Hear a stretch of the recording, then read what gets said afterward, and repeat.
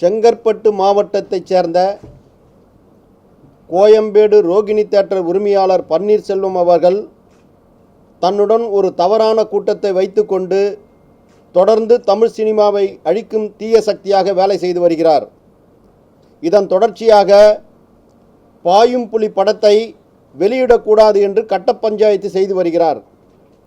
தங்களுக்கு ஒரு பெருந்தொகை தர வேண்டும் என்றும் அந்த தயாரிப்பாளரை மிரட்டி வருகிறார்.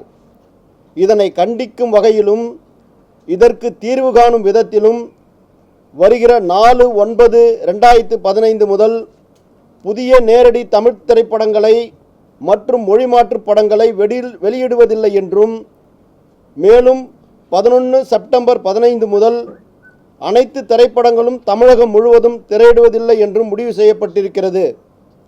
மேலும் இந்த பிரச்சனையில் தமிழக அரசு தலையிட்டு இது போன்ற தீய சக்தியிடமிருந்து தமிழ் திரையுலகை மீட்டு தருமாறு அன்புடன் திரையுலகின் சார்பாக கேட்டுக்கொள்கிறோம். எந்த படமும் இல்லைங்க, பாயம்புலி